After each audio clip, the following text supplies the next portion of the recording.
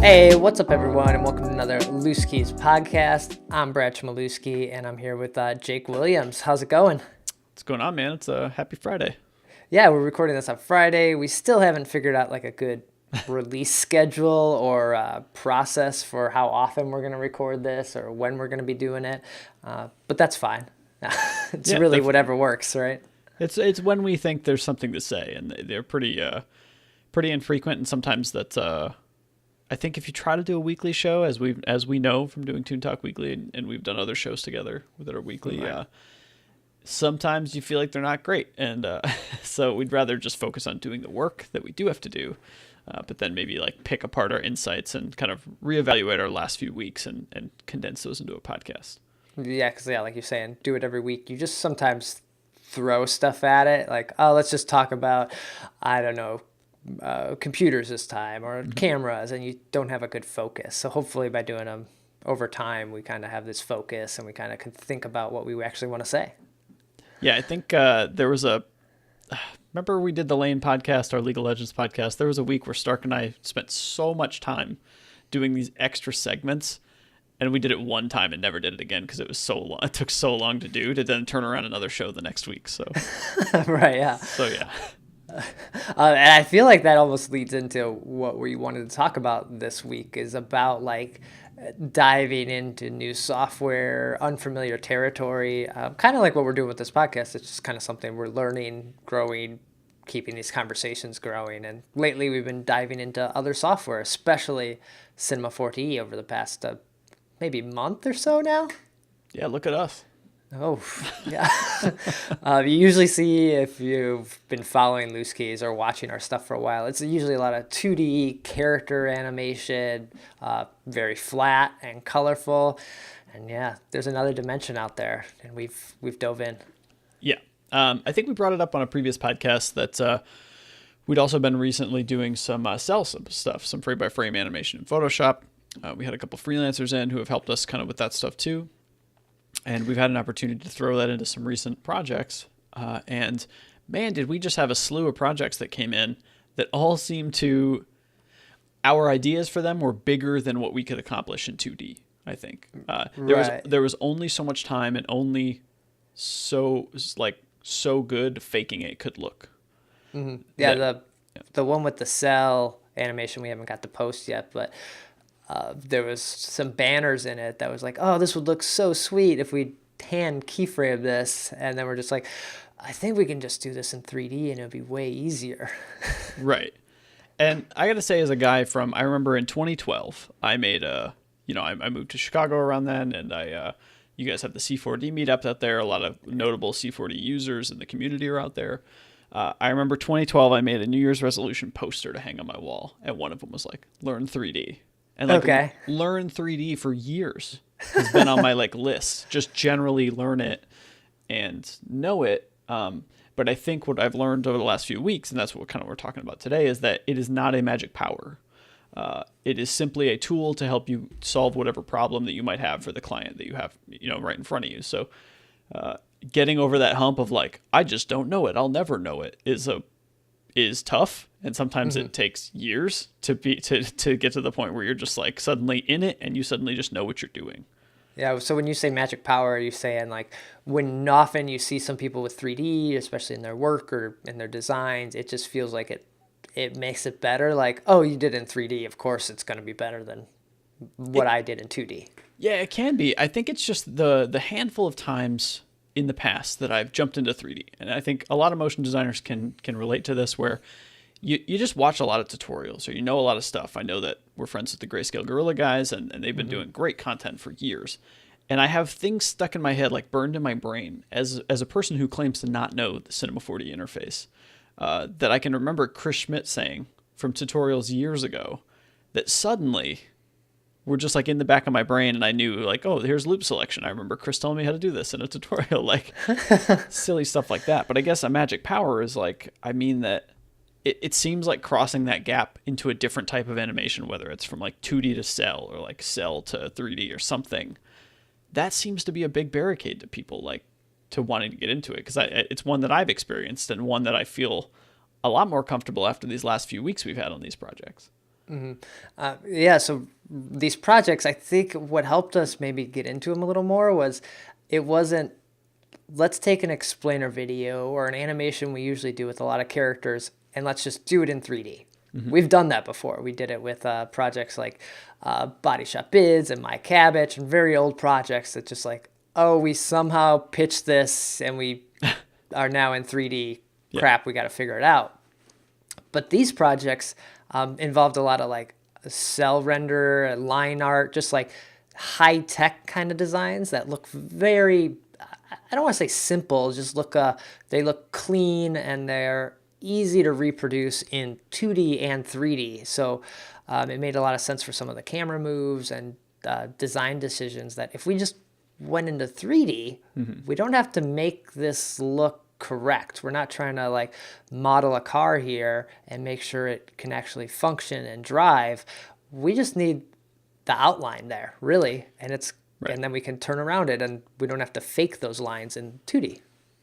Right. So we definitely didn't jump into the deep end of like realistic lighting and global illumination and doing all these crazy things. Like we simply needed the geometry so that we could mess around with it more. There's a handful of shots that involve phones, which obviously is a pretty typical thing, I think, in motion design. But having, like, how many times have we tried to get a phone at an angle with the app screen on it responding to something else and make it in Illustrator or Photoshop? And it's like, it's close, but it's just not quite right.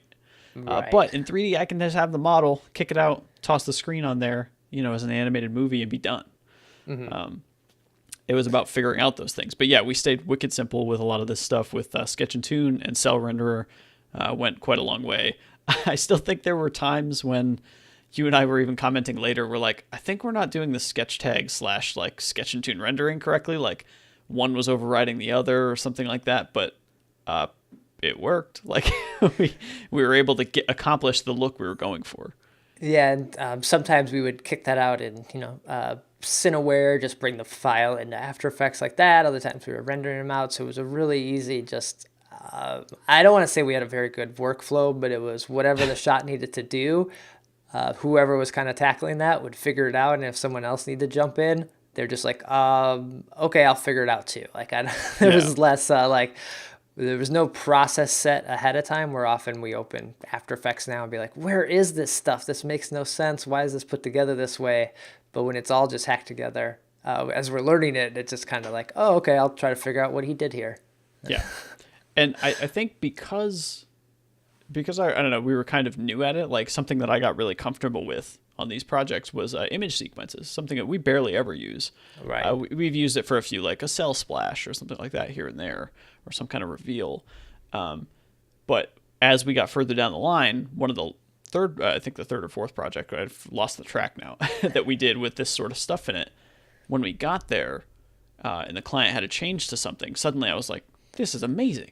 You mean to, like, this is going to sound like noob stuff to most people who do 3D, but I'm like, wait, you mean to tell me I could just fix these 65 frames right here and we're good? I don't have to re-render the whole thing? Like, this is awesome. So when we had some feedback, we learned the value of that. Like, I think the other thing about 3D and image sequence as part of your workflow that dawned on me that it wasn't some magic thing is like, it's just a lot more file organization. Like you really do need to have lots of folders and lots of images and all that sort of thing. And again, I feel like I'm sounding like a complete novice, which I totally am at this stuff, but I feel really good with the projects that we put out. And I think we posted a couple of them at this point. I'm sure, in years from now, we'll look back as we do on some of our work now and be like, oh my gosh, what were we thinking there? But that doesn't matter. As you're learning, you need to figure it out. And, you hear people like home brewers or something like that. It's like all the beer they brew when they first start, they drink. But as they get better, they're like, oh, yeah, that sucks. I can do something better. I think that's the same with animation. You're kind of like, I love this right now. But as you learn more and learn more tricks, like we're saying, diving into this other software, you start to realize like, oh, well, that's not good because now I know this. It's a constant learning and improving process. Yeah. I think the other choice to do some 3D stuff on these projects was we'd had similar ones in the past, similar themed jobs. And we tried to do that thing that a lot of people recommend, which is if you want to learn, a new tool, a new technique, try to take one thing in like a next project, whether it's a shot or an element or whatever it is, and make it 3D or make it cell or whatever you're looking to do. And we kind of went overboard because I think the most recent one we did, we were planning it out and we realized like, oh, I think we could just do the whole thing in 3D basically. And we did. I think that was the Banshee one, right? Right. So I think as we were planning it, actually I was in town for that one. We were planning it, and we look at it when we're done, and we step back and we're like, oh, I think this is all 3D. Okay, well, I guess we do 3D now. So that was definitely fun. I actually, dude, I think the very first time that I did a 3D thing, you might have done it. I can't remember. We did a video called Wahuli years ago. This might have been like 2011. We made a 3D pie that lands in the character's hand, and that was like hey, check it out, a 3D thing in the middle of this job. Yeah. So we've come a long way since Wahuli. Mm-hmm. And yeah, stepping back into like the line art kind of thing, we were watching, like we've watched a lot of EJ stuff over the years, and we're friends with him, and he's kind of got this style that's also very, I want to say simple, but it combines what looks like a 2D object and brings it into 3D. So that process starts to click for you a little bit more as you see what other people are doing. That's not these realistic models. You're like, oh, wait, I don't have to do that. I could do something else and make it work for my project. And so I think seeing what other people are doing, especially like EJ and other motion designers, how they're taking advantage of the software, really helps you think about it a little more too. Yeah, I think sometimes even just you catch those tutorials here and there, even if you're not actively doing it, it's a decent thing to be listening to absorb that knowledge. If you have some passing knowledge of at least the interface and the software and how to get around, I think all that stuff is great. I think the revelation I had once we were near the finish of all of these is that especially the second or third project in a row, I just felt faster. I felt like whatever the next shot is that we're going to do, I knew where to go in the software, where to look around, how to set up my materials, how to set up my renders, maybe how I could plan the camera shots and get everything together. I think there was even one shot at the end of this Banshee video we finished that I combined like 7 or 8 frames because I was like, oh, I can just morph between the cameras wherever I need to get. And look, like we do what you do in motion design. You try to do the best you can on every single job, and you try to push yourself a little bit each time. So I know this is not the Avengers Infinity War, but to me, like figuring out how to morph all these cameras together to get all of this information for this client into one little bite-sized package, like it's something to be proud of. It's cool to learn these things and kind of jump into it. And so when you mentioned at the very start of it, why we're talking about tools today is like, try not to do what I did, I guess. Don't let it like, don't put it on some pedestal. Like it is literally that. You have a toolbox as a craftsman is what we do to be able to use. And you might not know how to do it first. In fact, most things in life we suck at first. Right. Like for a long time. Like you were real bad at walking one time, Brad. Oh yeah. We don't talk about that. But you know what I mean? Like it's so funny. I think there's a lot of like, I don't know if it's a social pressure or like what it is, or like not enough time in the day or what it is that people have. But all of these things to build these projects, to help these clients out are just tools to an end. Right. And that's how really I feel like, better now. Yeah. But over like the last, like even outside of cinema, over the last like 2 months, you've also been like pushing yourself quite a bit with the cell render or cell animation kind of stuff. You did the little animation for the Detroit Monday MoGraph meetups. And so you really like on both fronts, like extreme 2D, kind of simple, like, or very complicated animation. And then like this 3D animation, that's a whole nother mindset. And you have to rethink how you would do something in cell art. Like they're totally different. They're like left and right brain kind of ideas of the world. Yeah, what am I doing? Right. But I wonder if that's like, we were talking about the video we haven't posted yet, but it's for this company called Brick, and that involved a lot of cell animation as well, combining with the 3D stuff. So I think having that, we're just going to push ourselves on these projects helps you, like you say, not put it on that pedestal. Like, let's just try it. If it doesn't work, we know how to do it a different way. If it doesn't work, we'll just go back to that. And maybe next time when we do it in the next video. It's just a little better. Yeah, and I think it takes as an artist to sometimes just step back and look at your work and ask yourself, like, am I still making the things that excite me? Am I still advancing or learning or doing?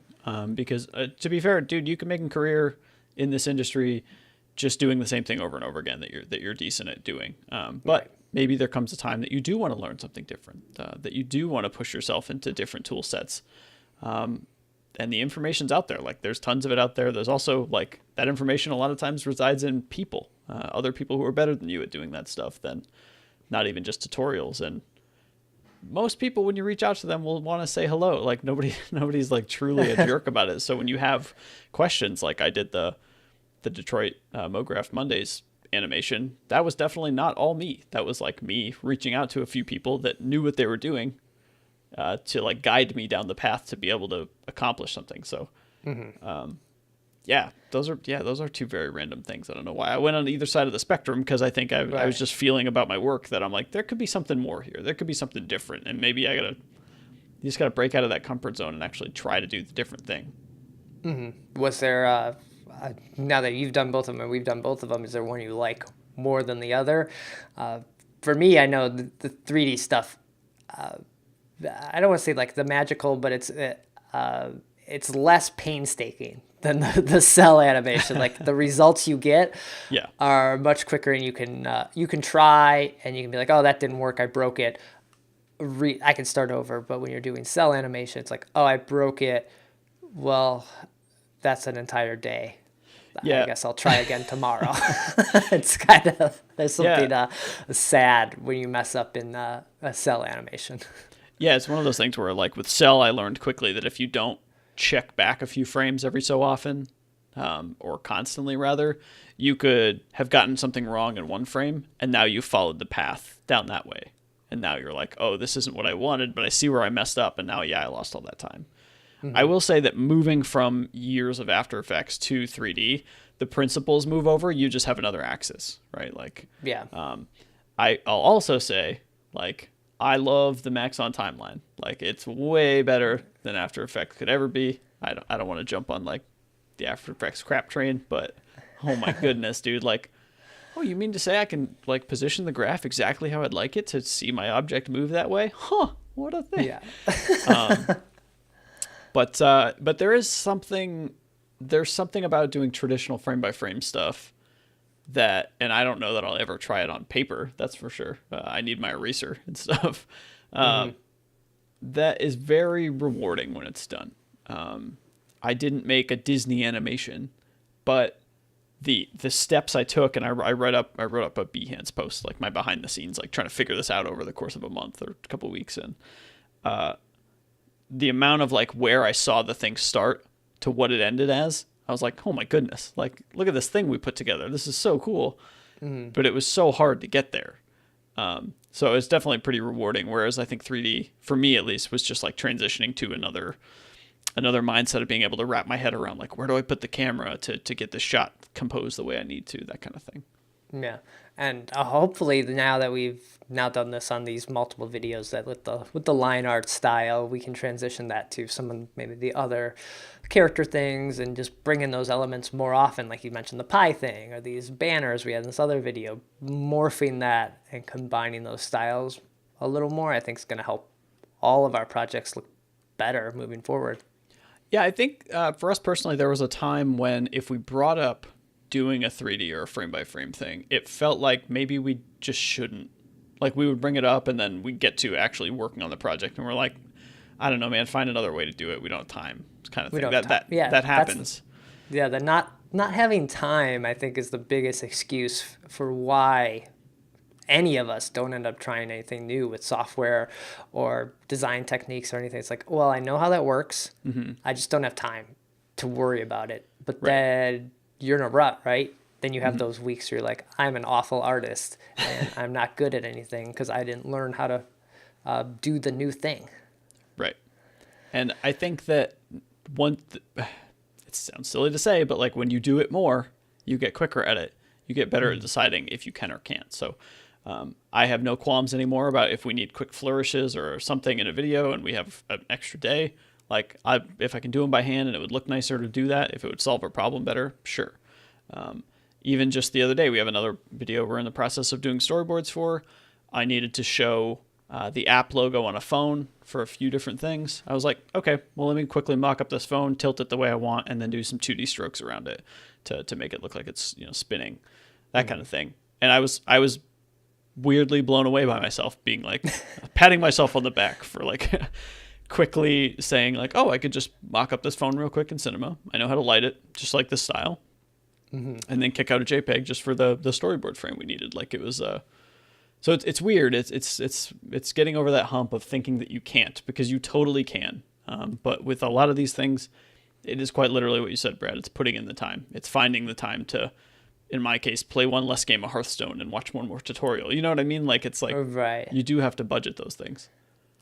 So what's the next piece of software we're gonna try to learn? Are we gonna try to bring in Nuke? Are we gonna try to, I don't know, Unity? Is Unity next on the list? Man, you shared a project. Everyone who does motion design should check out this capacity piece. I don't remember the title, but you were telling me some behind the scenes that it was Cinema objects, but then they put it in Unity, and then the compositions and everything is beautiful, and it made me go like, huh, like that could be pretty cool. Like diving into Unity. I've only done some tiny things in Unity, and that was that blew me away. But what are the reasons we would check it out? I don't know. Yeah, diving in the Unity for us at this point, it's maybe some sort of VR kind of animation to do, but we are, like we said, we're Cinema 4D noobs, so we're chill. We could work our way around. I think that's been my path of Cinema 4D for years now, where it's like I know enough to get by in the software, but I don't know enough to say I'm a 3D animator at the moment. Yeah, I think there's small things we can solve, and we can add more to our depth or whatever it might be to our videos now. And moving forward, that I think will only increase. I think that now that we figured it out, we're like, oh, this actually doesn't take nearly as long as we thought it would. It's just about learning where you need to be and what tool is right for whatever project or problem you're trying to solve. Yeah, so yeah, that's the takeaway then. Like, find some time, hopefully. You can push each project forward and make it better. That's how you become a better, like Jake said, better at anything. Just put in the time, but your projects get better, they improve, and it's great to see. I'm liking everything we've been putting out even more and more lately as we push these, I guess, skills forward. It's nice. Listen, artists out there, you can do it. You just got to put in the time. You can do it. Just do the work, right? I think you have a sticky note right on your desk that says "do the work." Yeah, I have a sketch I was going to turn into an illustration because I need a new poster for my office. So, do the work. Do the work. There we go. All right. Well, that's going to do it then for this episode of the Loose Keys podcast. We'll be back again soon, in a couple weeks or so. If you have anything you want to hear us talk about as far as the studio or the projects we're working on, we're more than happy to dive into that. Just leave us a comment or send Jake and I a message on Twitter. More than happy to chat and dive into that. All right. Take care.